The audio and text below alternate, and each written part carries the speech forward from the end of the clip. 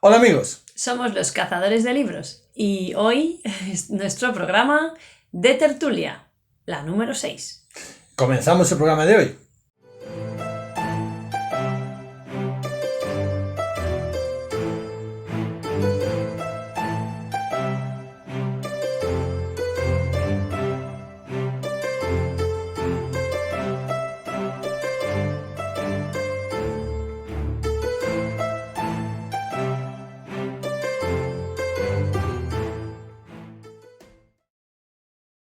Una nueva tertulia en este estudio de los cazadores de libros, ya es la sexta. Fijaros ya la cantidad de tertulias que vamos haciendo, donde planteamos temas que nos habéis comentado, temas que nos habéis sugerido, que nos gustan, y luego vuestras preguntas, algunas que hemos seleccionado, que os lo vamos diciendo, ¿verdad? Que de forma más distendida que un programa normal. En petit comité, con los amigos que nos seguís, en fin, ya sabéis que las traemos aquí apuntadas, seleccionadas, y siempre empezamos, esta vez vamos a empezar por algún temita, ¿no?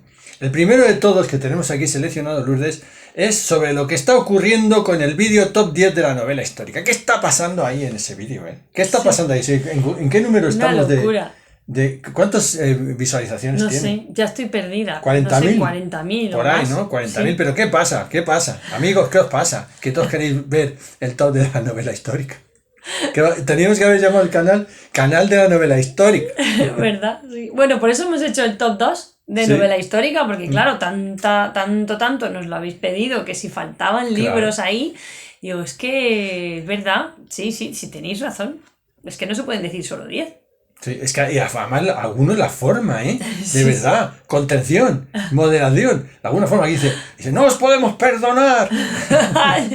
Vamos, qué infamia, esa tamaña infamia nos dicen algunos, ¿no? Y dice, es que esto, vamos, yo digo, bueno, tranquilos, ya nos sentimos intimidados. Algunos ya dicen, que a algunos solo le falta, me voy a personar en la puerta a tu casa y os voy a partir las piernas. Y voy a elegir los libros que... Yo, ¿por qué? No. Tranquilos, si tenemos más de novela histórica. Tenemos muchos, bastantes, que podemos hacer algún top más, ya lo vamos haciendo. Pero bueno, elegimos 10, dijimos, bueno, pues 10 así, de forma tímida, digo, bueno, no sé. 10, bueno, los que más nos han gustado en el tiempo, bueno, tampoco, esas cosas. Claro, tampoco pretendíamos coger el martillo ese del juez y hacer ¡pum! Los 10 libros más importantes de la novela histórica que se hicieron en el universo conocido.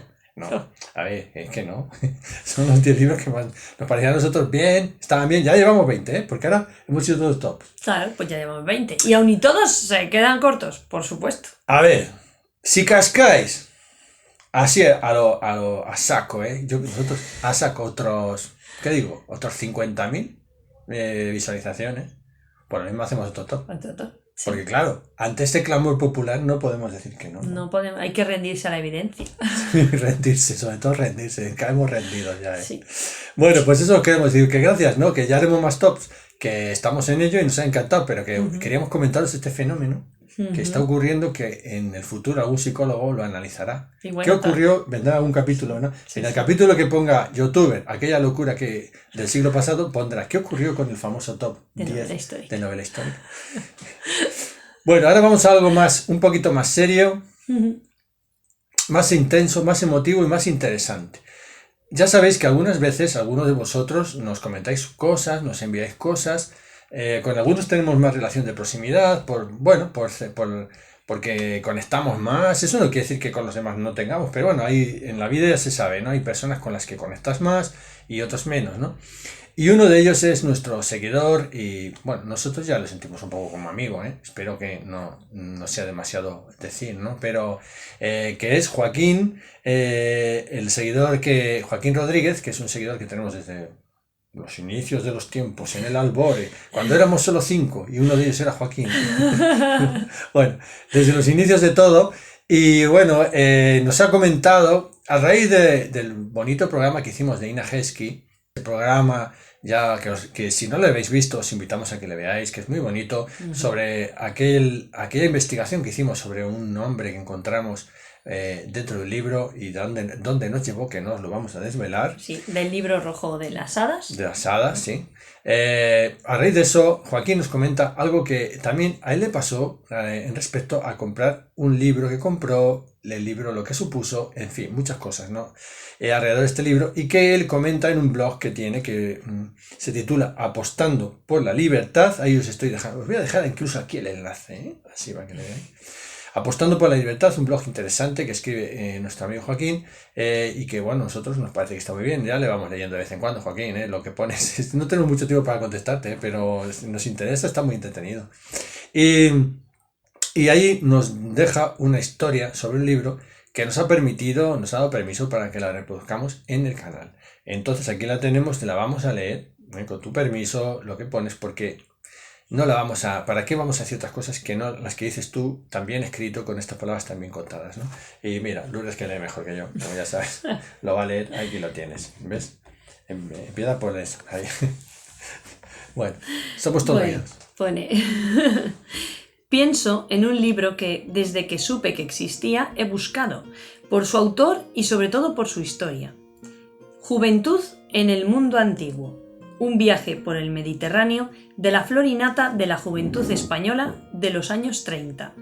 Me llamaba la atención por su autor, Julián Marías, y hace poco descubrí que otro de los coautores había sido Manuel Granell, filósofo orteguiano que desarrolló su carrera en Caracas, escribiendo libros y dando clases en la universidad. Lástima que en aquella sociedad, como en tantas otras, los anhelos de excelencia, exigencia personal y libertad hayan sido ahogados por la demagogia. El autor principal de aquel libro no fue filósofo, sino historiador, y solo 5 años más tarde de su publicación, denunciaría a Julián Marías, que lo tenía por su mejor amigo, ante los tribunales franquistas, y 15 años después publicaría un artículo, Revisión de un viaje, en que renegaba de la obra. Casi me parece que no tengo nada que ver con él, pondría en negro sobre blanco, un libro que tildaría de ladrillo y de piedra. Este señor fue discípulo de un tal Martínez Santaolalla, que le secundó en la denuncia, catedrático de historia y amigo de Himmler, y que debió ser lo más parecido a un nazi que hubiera en España, pues hablaba de la raza aria en España. Murió a principios de los 70, al parecer por los disgustos causados por alumnos contestatarios cansados de que aquel hombre hiciera dejación de sus funciones como docente. Su discípulo, el coautor, moriría en 1993, tendría yo 20 años y perfectamente lo habría podido conocer. Buscando por internet, veo que publicó diversos libros que editó Espasa Calpe, y la verdad es que recuerdo ojear en los extensos índices de obras publicadas de la colección austral, aquellos que aparecían al final de sus libros en letra prieta y menuda, y ver alguno de aquellos títulos llamándome como cantos de sirena. A despecho del futuro que vendría, ahí quedan hermanados en el libro que nunca se reeditará los nombres del delator y de Marías junto a Granell. Imagina uno la ilusión de aquellos 3 muchachos de 20 y pocos años al tomar el primer ejemplar en sus manos, extasiándose al ver sus nombres junto al de sus amigos. Los imagino regalándolos a sus familiares, quizá escribiendo tiernas dedicatorias, poniéndolos en un lugar visible en su habitación y pensando en el futuro que tenían por delante como en esa hoja en blanco en que escribir un futuro grandioso, sin saber que lo emborronarían uno con la cárcel, otro con el exilio y el peor de todos con el deshonor, la delación y la inautenticidad libremente elegidas. Y después nos cuenta: finalmente me ha llegado el libro La juventud en el mundo antiguo. El estado de conservación es bueno sin ser excelente. Tiene 2 marcas, una huella dactilar parcial en la cubierta y la apostilla en su interior de un ex libris donde se lee claramente Amalia Tineo, 2 rastros indelebles de quien fue su primera dueña. Y ahora nos cuenta quién fue esta dueña. Sí. Amalia Tineo y Gil es fácilmente localizable en internet. Nació en 1909 y falleció a los 97 años en 2007. Fue una de las alumnas que participó en el crucero por el Mediterráneo. Gran amiga de los poetas Salvador Espriu y Bartolomeu Rosselló Porcel, Tras la muerte de estos, sería albacea de sus papeles, lo que indica un gran nivel de complicidad y respeto. Hay fotos en la red en que se la ve disfrutando en la cubierta del barco. Su nombre aparece citado varias veces en una monografía sobre aquel viaje, en El sueño de una generación, el crucero universitario por el Mediterráneo de 1933. Incluso allí se narra un mareo que sufrió al descender en barca. Licenciada en Filosofía con premio extraordinario en 1934, realizó una tesis sobre Husserl y llegó a ser la primera mujer profesora asociada a la Facultad de Filosofía de Barcelona. Sus alumnos recuerdan lo extraordinario que era aquella mujer que conocía Estambul, Ecuador, Nueva York y había estudiado en París y Alemania. La Wikipedia catalana nos indica que fou un símbol de l'alliberament de la dona en els anys republicans, que quiere decir que fue un símbolo de la liberación de la mujer en los años republicanos. Entiendo que tras su muerte su biblioteca se deshizo. Javier Marías ya dijo que en gran medida todos hacemos nuestra biblioteca de los libros de otros. Aunque espero que de alguna manera le hubiera consolado saber que este volumen acabaría en manos de alguien que lo apreciara, un libro que para ella debió ser algo más. Lo vería como una parte de su vida, como fotografías de un viejo álbum, recuerdos de un tiempo quizá dichoso. Otra vez la vida de un libro como objeto se me revela más ilustrativa que su contenido. Bueno, pues aquí os dejamos esta historia. Creo que es suficientemente explicativa, está suficientemente explicada. Lo que nos ha encantado, Joaquín, la historia nos ha parecido sugerente, dice muchas cosas, y creo que nosotros no debemos añadir nada más, ¿verdad? Y bueno, ahí la dejamos a la consideración de los espectadores. Gracias por permitirnos sacarla del programa, que para nosotros ha sido un honor pues poderlo hablar y comentar, ¿no? Siempre esas historias que están detrás de los libros que adquirimos. Sí, las buenas historias. Y ahora vamos a la fase de las preguntas de los espectadores. Ese momento que todos estamos esperando. Sí. Y empezamos por la primera, ¿no? Que no puede ser de otra forma. Nuestra seguidora y espectadora fiel, Paula Valencia, nos dice: hola, de toda su biblioteca, ¿qué géneros les gustan más y por qué?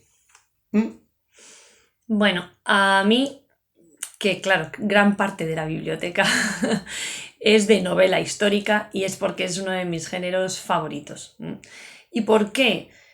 Realmente es porque me transportan a ese momento de la historia que están contando.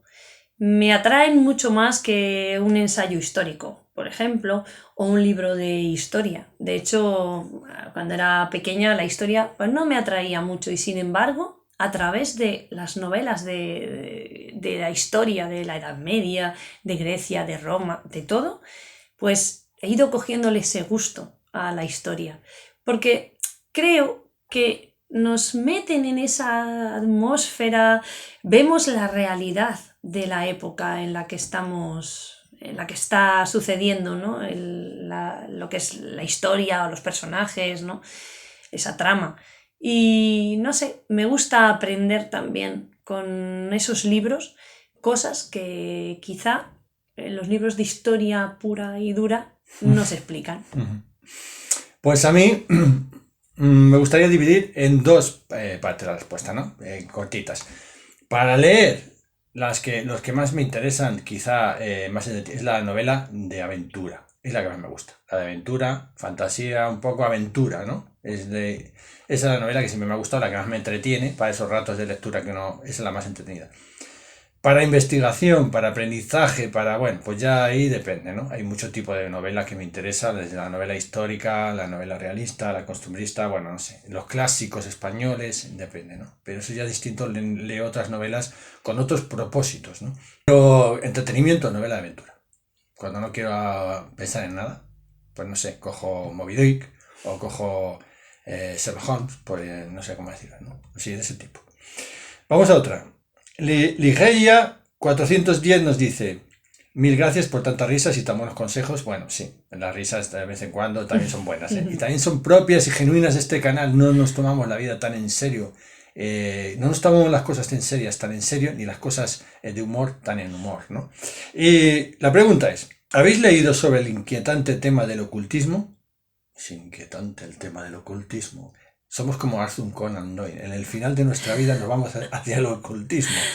Y si es así, ¿haréis algún programa sobre el ocultismo? Abrazos y, como dicen al otro lado de los Pirineos, Chapeau l'artiste. Gracias. Gracias. En fin, que si hemos leído sobre el tema del ocultismo, si vamos a hacer un programa. Hombre, no sé si tenemos suficientes libros como para hacer un programa, pero sí que nos atraen mucho también los temas de ocultismo. A ver, ¿por qué es oculto? Tenemos algunos, mira, por ejemplo, aquel libro de la biblioteca de Barcarrota, en la cual viene un ejemplar, bueno, de los más antiguos, de lectura de las manos, ¿no? Sí, la quiromancia. La quiromancia, por ejemplo, un libro muy interesante. Pues sí. También tenemos algunos dedicados a brujería. Grimorios. El Grimorios. grimorio del Papa Honorio. Es verdad, eso es la muy... clavícula de Salomón, es que no se Sí, acuerdan, ¿no? sí, que también tenemos algún pequeño Que programa. la clavícula no quiere decir que sea la clavícula, La que yo lo clavícula. pensaba en mi Ahí. ignorancia, que era No. y he puesto aquí la mano, Lourdes. Es que ¿dónde crees que está la clavícula? Jesús? Se van a morir de la Es risa. anatomía. Esa anatomía comparada, no he comparado con nada, la clavícula la tengo aquí, sí. Bueno, ya está, y alguno habrá, mira, ha dicho clavícula, y encima lo dice mal. Bueno, en fin, paciencia, ¿eh? Bueno, la clavícula de Salomón, que realmente son las claves, ¿no? De Las claves, Salomón. sí. Yo creí que era clavícula. Sí, también, bueno, si se puede, no sé, yo creo que no tenemos ningún otro libro. Ocultismo, bueno, no, tenemos brujería, De de eso sí ocultismo. tenemos. Y tenemos un programa de brujería, os aconsejamos que le veáis, ¿eh? Y otro de grimorios. Grimorios. Sí, que no les ve mucho la gente, no sé por qué, si son chulísimos. Y fue Sí. en los únicos programas que nos hemos disfrazado un poco. Bueno, yo me puse una corbata. Sí, porque que era para el mí es un programa disfraz ya, ¿eh? que hicimos así como de Joder, Halloween. menudo disfraz, tenía una corbata que me disfrazaba muchísimo. En fin, a ver si les veis, ¿no? Que están bien. Pero sí que nos atraen. Igual no hemos leído tanto, No. pero bueno. A ver, a mí de chaval me gustaba mucho el tema. La verdad, me encantaban los programas de Jiménez del Oso, la revista que decía Cascara y el secreto de los 7 mundos. Más allá y esas cosas. Sí, los libros de Eric von Daniken y ya estuvieron aquí y todas esas cosas, ¿no? Los del Triángulo de las Bermudas de... ¿Cómo se llamaba este escritor? Alguno me lo vais a decir. Es que lo tengo en la punta de la lengua. Bueno, es igual. Y Charles Berlit, del Triángulo de las Bermudas. Todo eso, pues como todos, yo soy de la época, he mamado el ocultismo de Jiménez del Oso, así que cómo no me iba a gustar, ¿no? Toda esa historia. Pero hombre, luego ya eso se ha ido difuminando, los ovnis ya no han vuelto a venir, no sé, ahora no vienen, no sé. No, Ni los fantasmas. Ni los fantasmas ya ni las no. invocaciones. Y eso no. Aunque bueno, nos sigue gustando el programa ese de Cuarto Milenio, esas cosas nos siguen gustando, ¿no? Uh-huh. Y de vez en cuando, no tampoco. Pero no tenemos, no. A ver, no. de ocultismo no tenemos la idea. De otros temas, yo sé que a veces nos preguntáis, ¿no tenéis libros de otros temas que no sean novela? ¿No queréis sacar otros libros que no sean novela? A ver, sí que tenemos de ensayo histórico, tenemos de ensayo, incluso fíjate, científico. tenemos un libro de Atienza, libros, por ejemplo, de estilo La ruta de las ciudades embrujadas de España, La ruta de las ciudades templares de España, esos libros sí tenemos en la biblioteca. Tenemos libros de, yo qué sé, de Atapuerca, tenemos el libro de Ossi, de este hombre que encontraron en los Alpes, ¿no? Esas cosas, tenemos esos en plan ensayo científico. Uh-huh. La primavera silenciosa. Silenciosa, sí. Está muy bien. También de ese tipo, yo qué sé, los lobos también lloran, esas cosas, ¿no? Tenemos libros de ensayo científico y de ensayo, cuando nos dicen, por ejemplo, todos los libros de Heródoto, pues también tenemos, en fin, de Hesiodo, esas cosas, crónicas de viajes antiguas, los libros de las maravillas de Marco Polo, en fin, que tenemos muchas cosas, ¿no? Pero nos hemos versado un poco más en la novela, podemos sacar de otros libros.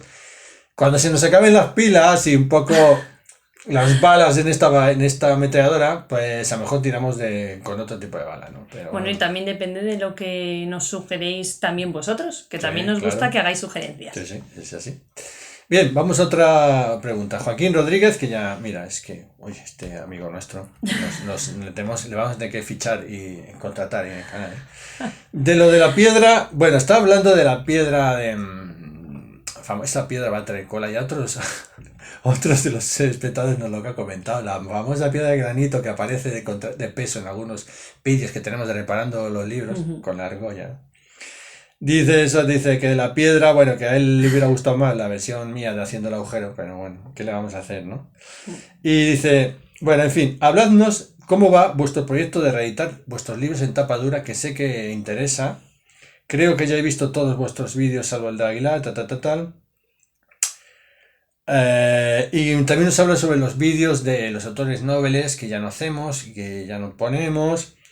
En fin, ese tipo de esas dos cositas, ¿no? ¿Por qué no sobre los vídeos de los autores noveles que no ponemos y qué pasa con con nuestros libros de tapa dura? En fin, que los que escritos por nosotros, que les íbamos... Para los que no sepáis, nosotros modestamente nos hemos internado hace años en las procelosas aguas de la literatura, como escritores.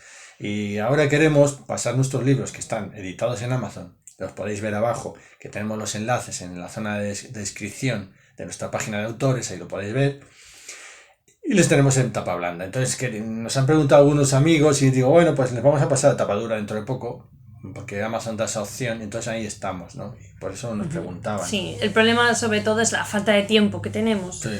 Pero bueno, ya vamos. Y de hecho estábamos haciendo una reedición de las obras de fantasía, de la trilogía que tenemos de fantasía. Y ahí sí que yo lo tengo preparado todo lo que es la parte interna del libro, ¿no? Lo que es la tripa, como siempre decimos. Sí, la edición. Pero nos falta la portada, solo el acabar el diseño de las portadas. Nuevas, que queremos poner nuevas portadas. Claro. También es verdad que cuando cambias en Amazon un libro de tapa blanda a tapa dura, tienes que volver a hacer el diseño de la portada, porque tienes que cambiar el tamaño, más o menos. Entonces lleva tiempo. Meterte por los vericuetos de Amazon es como en busca de la que perdida, ¿eh? No sabes en qué trampa vas a caer. Es que esto te lo digo ya que es una cosa... Sí. Pero bueno, a ver si sacamos un ratito y logramos poner todo ahí en orden. Claro, si queréis comprarnos de todas formas o queréis ir viendo... A ver, habíamos dicho que para los 10.000, pero ahora ya empezamos a tiritar porque tenemos los 10.000 ya. Entonces, claro, hemos dicho, lo habíamos dicho como el que dice, ¡guau! Que te dice, ¿cuándo? A ver, Pepito, ¿cuándo vas a sentar la cabeza? Y dices, ¡buah! Cuando tenga 30 años. Pero es que ya Pepito tiene 29. Entonces, claro, esto es lo que nos está pasando, ¿no? Sí, prometemos hacerlo ya, porque también tenemos interés en que conozcáis nuestra obra. Hombre, nuestra modesta obra. Tampoco, vamos. No, es que... A ver, tampoco somos Cervantes, pero bueno, no en sé. fin. Somos un poco así... Que no sé, somos un poco humildes en ese sentido, no nos gusta decir... No, es que nos da vergüenza. Sí, ¿Para qué nos vamos a decir que no? Es que no hay cosa peor que para nosotros es un calvario promocionar lo nuestro. Prefiero promocionar el libro de otro que el mío. Es que nos cuesta un montón, de verdad. Y sobre lo de los autores noveles, pues nada, esto tiene una explicación fácil. Antes hacíamos algunos programas, pero no sabían nada. Sí. Y solo lo veía el autor en cuestión, ni siquiera los otros autores noveles veían el programa de sus compañeros autores. Total, que para tener 50 entradas o 20 entradas, pues no vas a hacer un programa que le tienes que editar, que te lleva un tiempo y un trabajo. Eso. Sí. Y entonces dijimos, pues no. Que yo leía un trozo, es verdad. Claro, dijimos, pues no se hace ya. Pues no es por ninguna nada, es que no se hace por falta de tiempo y por hacerla, ¿cómo se dice?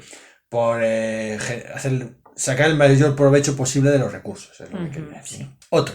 Franullar Guitar nos dice, a ver, qué largo. Dice, ¿cuál es vuestra opinión sobre el tema de las unidades de medida en las traducciones? Estoy con la colección de Maestros de Fantástico y dice que estoy de convertir pies, pulgadas y yardas y demás un poco harto, dice. Entiendo que le da un punto lo de dejar esas unidades, pero realmente, al igual que el texto, yo creo que se deberían convertir las utilizadas en cada caso.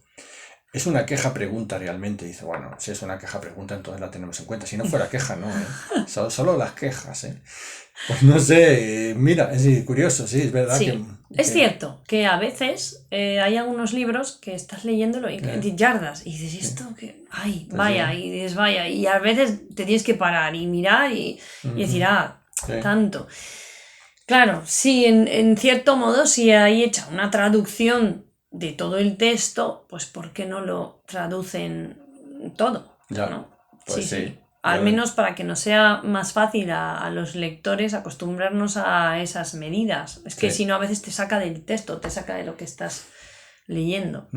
Sí, yo de todas maneras casi que estoy como acostumbrado de toda la vida, porque yo ya de chico, cuando leía las novelas de Estefanía de mi madre, es que eso vas a reír, pero ya venía Se llegaba el vaquero, entraba en el salón, así como me encantaban esas escenas, me siguen gustando, ¿eh? Y entraba y decía el narrador, yo qué sé, Johnny, se recortaba la silueta de Johnny contra el fondo de las puertas del salón, medía 6 pies de alto. Y yo decía 6 pies. Y así me quedaba, hasta que un día me dije, que no había en aquella época internet, me dije, hombre, pero tengo que saber cuánto es 6 pies, ¿no? Porque lo leo en todas las... Siempre medía 6 pies.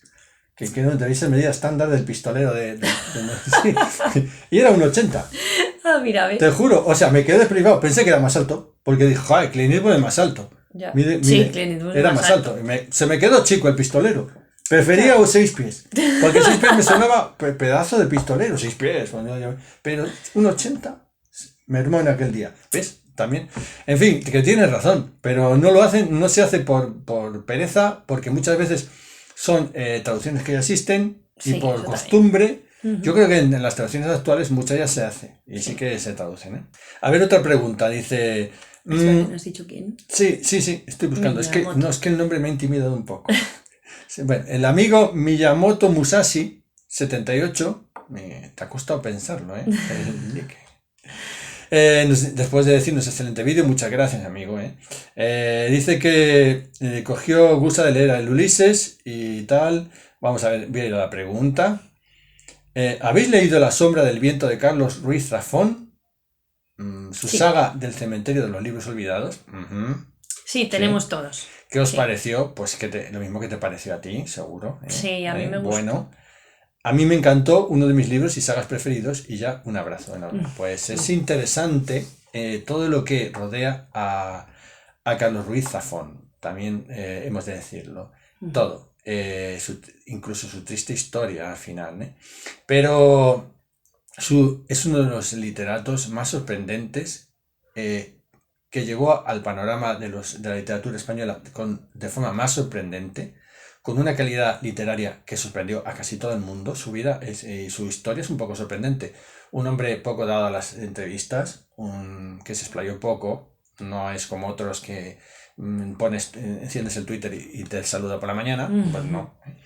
Y luego esta saga de La sombra del viento, estos libros, la saga del cementerio de los libros olvidados, le tenemos aquí. Está mirando Lourdes, le está viendo desde aquí, yo creo, fíjate. Sí. Le tenemos por ahí. Le tenemos ahí. Nos pareció excelente. Ahora los tengo ordenados por la R, ¿eh? Y unos libros que no eran habituales de contar, esta forma de contar aquí, en ese momento, aquí en España, ¿no? Además, yo no sé si en esa época, pero bueno, en la época en la que leí los libros, yo estaba viviendo allí en Barcelona y me resultó muy curioso también. Claro. Me gustó mucho. No sé, nos encanta, ¿eh? Pues bien, nos parece bien. Sí, que quizá no estamos sacando novelas tan actuales o de escritores tan actuales en el canal, pero no quiere decir que no nos guste. Que no lo hagamos, pero de momento estamos un poco más atrás en el tiempo cronológico, pero bueno, todo llegará, es que hay tanto por contar, ¿sabes? Al siguiente, MGCG. Uy, no, ya me va a reñir. MGZG, es que además es un seguidor muy habitual y no me quería equivocar, amigo. Dice, nunca pensé que leer el Quijote iba a ser tan divertido. Gracias, es que he querido sacarlo, porque tu apreciación o tu indicación resume la de muchos seguidores que nos lo están diciendo, Lourdes. Nunca pensé que leer el Quijote iba a ser tan divertido. ¿Tú qué opinas como lectora? Igualmente, estoy disfrutando ahora mucho más del Quijote, leyéndolo capítulo a capítulo y divirtiéndome con vosotros. Sí que es toda una experiencia, porque claro, cuando lees, habitualmente no lo haces en voz alta, no lo haces interpretando, sino que simplemente dejas pasar las imágenes, ¿no?, así detrás de tus ojos conforme lo estás leyendo, y a veces te ríes. Pero es que ha habido momentos que sí que he tenido que cortar la grabación porque me reía, no podía evitarlo. Eso es lo peor, sí. Eso es lo malo, porque es que hay una ironía y es tan gracioso que sí que, y bueno, muy divertido. Yo también me divierto con vosotros. Sí. Nosotros nos lo estaba pasando muy bien, exige un poco de esfuerzo porque Lourdes no creáis que la resulta fácil leer en el castellano antiguo. Yo creo que no le resultaba fácil ni al propio Cervantes, pues ¿cómo le va a resultar fácil a Lourdes? Que estamos hablando de un texto escrito en el siglo XVI con una forma y unos giros que a veces es una... Cuando voy siguiendo el texto con ella de apuntador, vamos a decir así, que es la figura que desempeño, a veces... me digo para mí mismo, se va a colar, aquí se equivoca y cuando supera el trabalenguas me quedo alucinado, ¿no? Porque de verdad es que algunas veces está escrito en un trabalenguas. Sí, sí, o sea, sí. Yo intento darle también una entonación, no sé, intentar que los personajes no suenen todos iguales, aunque es muy difícil. Si os dais cuenta, el estilo del Quijote incluso a veces está escrito en un estilo sonoro.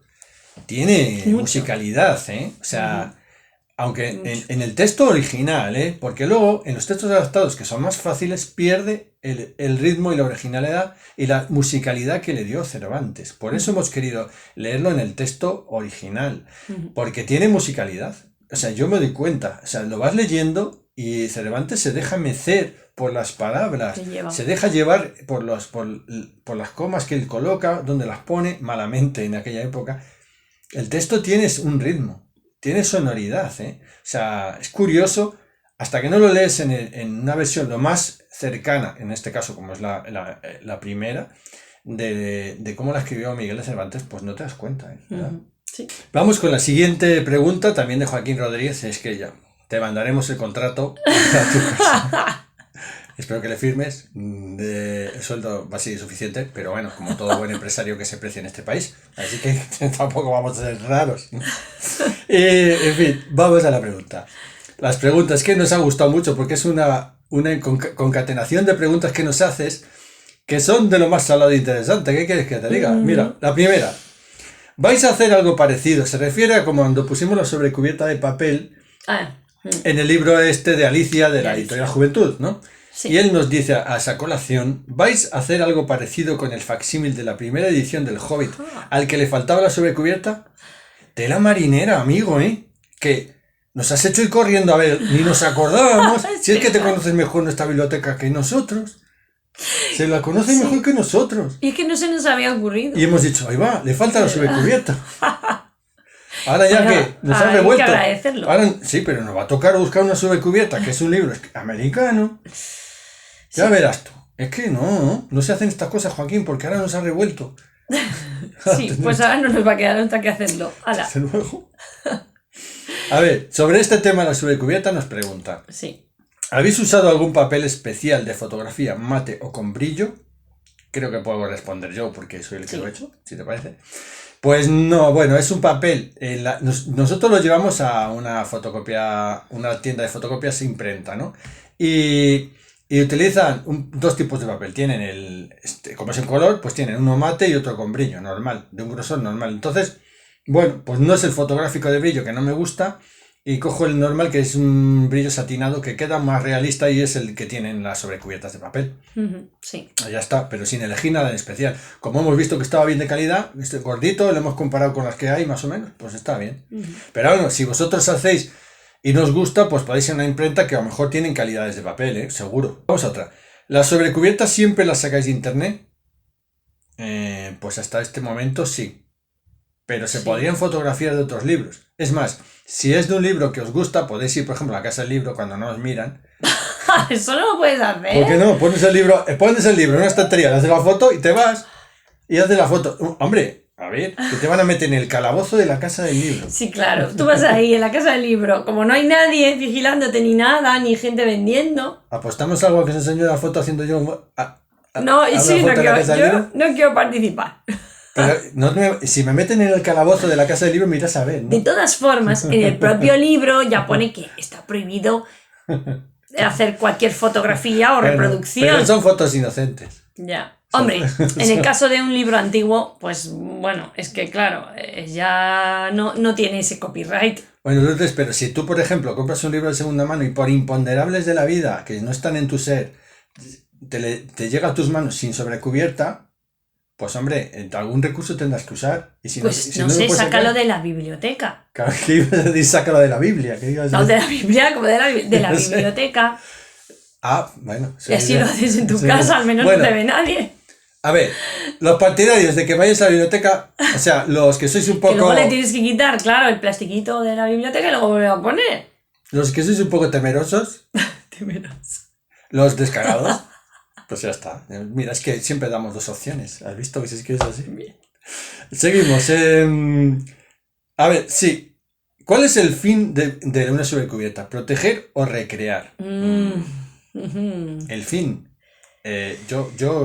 Mira, date primero. Bueno, a ver, el primer fin para el que está hecho una sobrecubierta es proteger el libro. Pero luego hay un segundo fin, y es efectivamente recrear la vista, dotar de una calidad artística, ¿no? O una calidad de ahorro económico. O sea, si sacan una edición que tiene un libro y no tiene la cubierta, pues claro, pues te lo pueden poner a un menor precio. Pero lo bonito que son los libros, con esa sobrecubierta, con esas, no sé, dibujos, ¿no? Pero claro, ¿qué ocurre? Yo, claro, me preocupo tanto por el libro como por la sobrecubierta. Entonces, cuando lo vas a leer, claro, quito la sobrecubierta, porque no quiero estropear la sobrecubierta. Pero entonces, ¿qué pasa? ¿Que estropeo el libro? Hay una segunda cosa que se puede hacer. Ha decidido no leerle. No, no le voy a leer. No, pero es que ahora hay sobrecubiertas que puedes poner al libro para protegerle, pero que no son las propias sobrecubiertas del libro. ¿Me explico? Ah, sí. Claro. Tú ahora mismo puedes ir a cualquier tienda de manualidades y comprar DIN A4 o incluso de DIN A3, unas hojas preciosas, llenas de dibujos, colores, flores, vintage o lo que tú quieras, ¿no? Sí. Entonces tú coges ese papel y lo adaptas a tu libro, a ese libro en concreto, o si quieres te puedes hacer algo un poco más grande y forras tu libro en lo que lo vas leyendo, pero ya no es su sobrecubierta, sino otra cubierta, que además te sirve... No sé. Sí, te sirve para que si vas en el autobús, pues no sepa la gente qué libro estás leyendo. Ya, pero no por ejemplo. Ah, pues yo sí que lo he hecho. ¿A ti te gusta? Sí. Es que a mí me parece raro. A ver, no sé. Poner una sobrecubierta de flores en un libro. Por ejemplo, en La caza de los turbes rojos. Bueno, tiene por qué ser de flores. Y te lo llevas y dice, ¿qué estás leyendo? Y dice, un libro de Jane Austen. Y dice, no, La caza de los turbes rojos. Y se queda así. Hombre, es una idea, ¿eh? Yo quiero contestar de todas formas Bueno, vale, pues ponle un acetato. Vale. Venga, transparente. Aceptamos acetato. Vale. Yo quiero responder un poco en mi opinión. Mi opinión es que es un motivo real ahora, en la actualidad, de abaratar costes. ¿Por qué? Porque imprimir en la tapa dura toda esa imagen y esa decoración con un gofrado o lo que sea es más caro que hacer una impresión en tinta en un papel. Entonces es mucho más barato hacer una encuadernación en tela editorial en Waflex o en Geltex o en alguna falsa tela editorial, sin nada, solo con una impresión en seco del nombre, pum, y luego imprimes en un papel y lo pones por encima, ya está, asunto resuelto, y te ahorras el dinero. ¿Qué pasa? Para nosotros es un motivo de decoración, claro. En nosotros que guardamos todo, hasta, o sea, Lourdes quita hasta la faja. Bueno, Lourdes quita hasta yo creo que hasta la pegatina del precio y la guarda. Imagina. Bueno, la pegatina del precio se quita. Se intenta quitar. Yo guardo cuando la pegatina pasa de las dos cifras, la guardo. Que hay últimamente demasiados libros así de caros, ¿eh? No puede ser. Sí. Pero bueno, creemos que es un motivo de ahorro y decoración, un poco. Pero ya protección, poca protección te va a hacer un papel, ¿no? Eso es evidente. Bueno, pero es porque supuestamente es un papel que muchas veces es un papel como plastificado, sí, bueno, que tienes el libro en la mano y no se ensucia el libro. Como que no es papel. Pero bueno, yo creo que va más por eso, el ahorro de la imprenta y la editorial y un poco por nuestra parte decorativo, ¿no? Lo guardamos como decorativo un poco, porque nos gusta que los libros estén impolutos también, ¿eh? Aquí dice también, os habéis planteado en no ser tan fieles y cuando hacemos las sobrecubiertas hacerlas un poco más de fantasía, un poco más utilizando otros elementos sin que sea la original. Pues hombre, en los libros que tenemos no, porque nos gusta que sean como los originales. Es más, los hacemos en los libros antiguos que les falta esa parte, Sí. ¿no? Sí, eso es verdad. Sí que hemos reconstruido algunas que venían rotas o tenían faltantes y entonces las hemos reconstruido. Eso sí. Pero poner una que no fuera la original, no. En todo caso, poner un acetato. Eso sí lo hemos hecho si no hemos encontrado el dibujo digitalizado. Claro. Otro de nuestros seguidores, Juan Ginu, nos dice este elogio, que bueno, también queríamos comentarlo un poquito, que dice: sois fantásticos, seguid así a pesar de las críticas.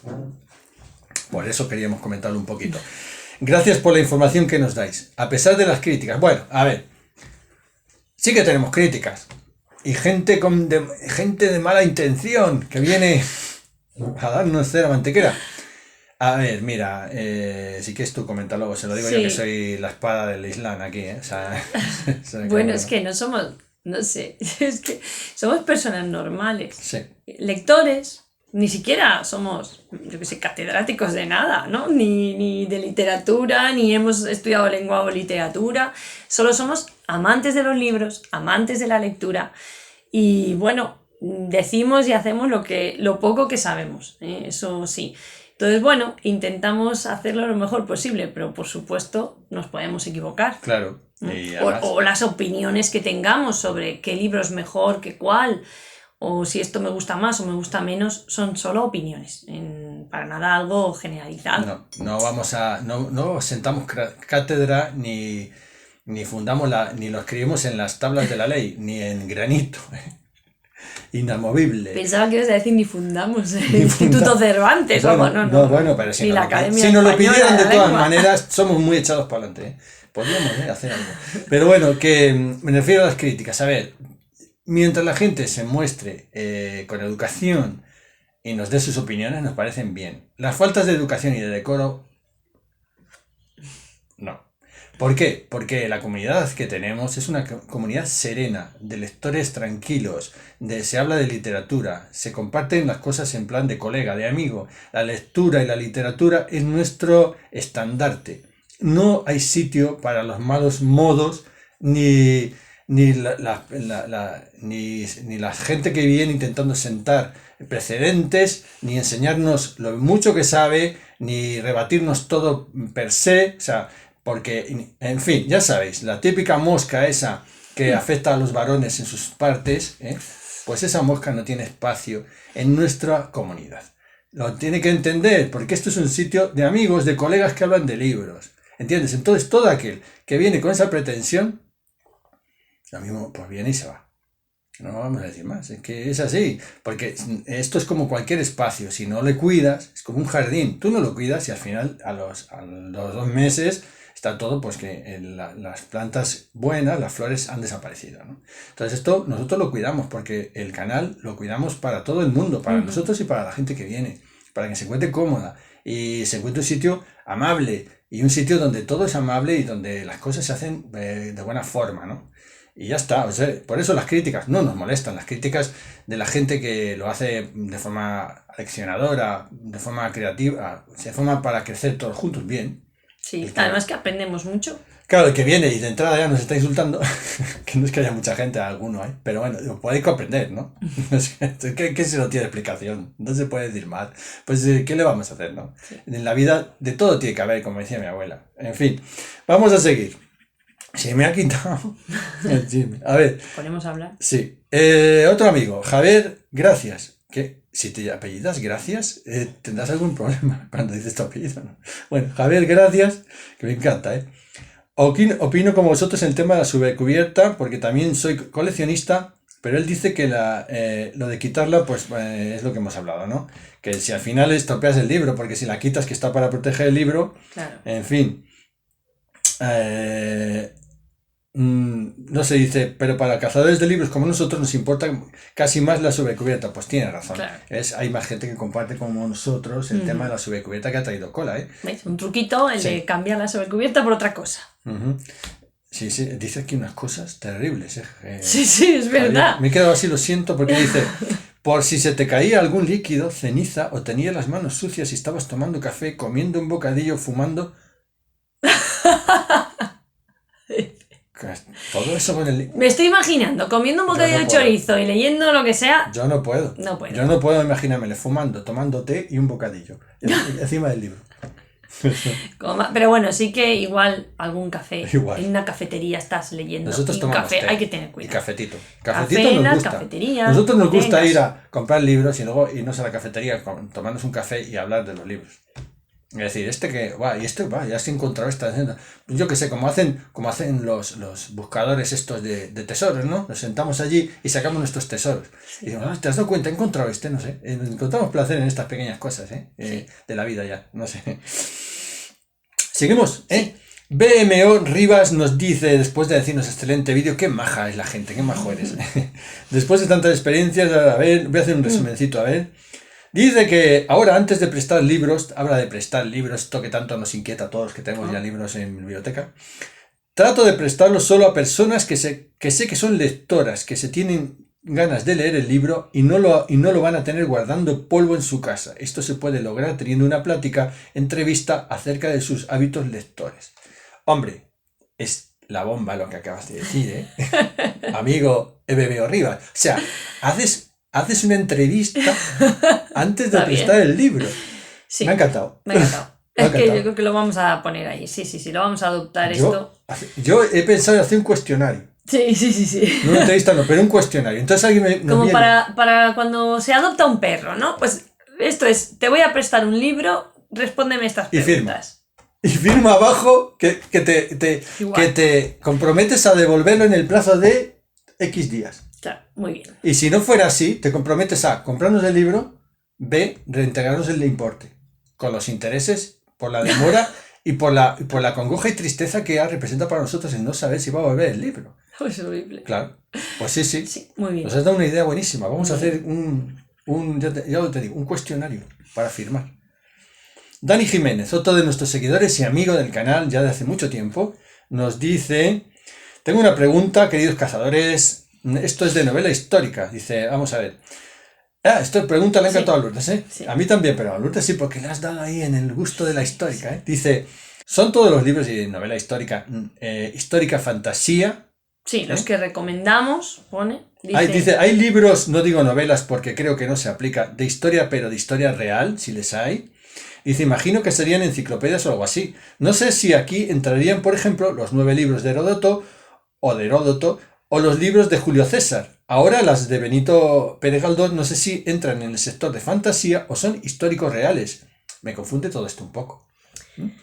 Bueno, pues sí, a ver, realmente los top de novela histórica que hemos sacado, evidentemente la novela histórica es algo novelado, es una historia novelada que, claro, no puede ser real o no es real en muchos aspectos, porque claro, hay gente que puede ser un catedrático de historia de Egipto, por ejemplo, como Christian Jack, que ha hecho, bueno, muchísimos artículos, libros y de todo sobre varios personajes a lo largo de Egipto.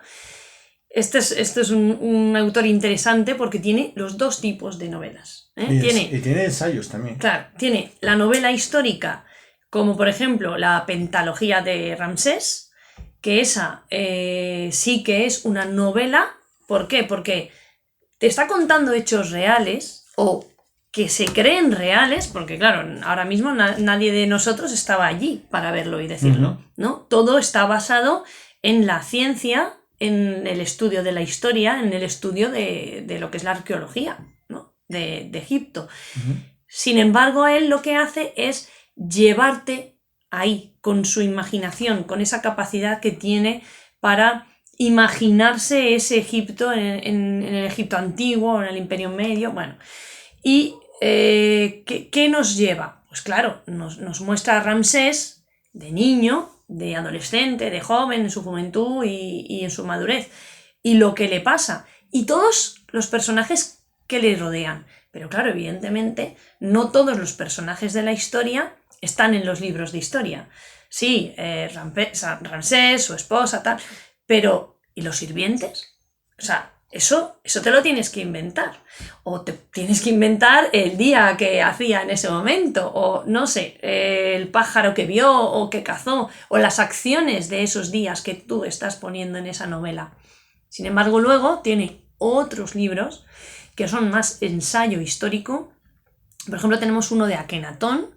Entonces él, en diferentes capítulos, te cuenta la vida de lo que se ha descubierto, incluso a veces vienen imágenes, fotografías de los jeroglíficos que hay ahí, y te cuenta la historia sin añadir nada que no esté escrito pues, o en jeroglífico o que se pueda saber de los monumentos que todavía hoy existen.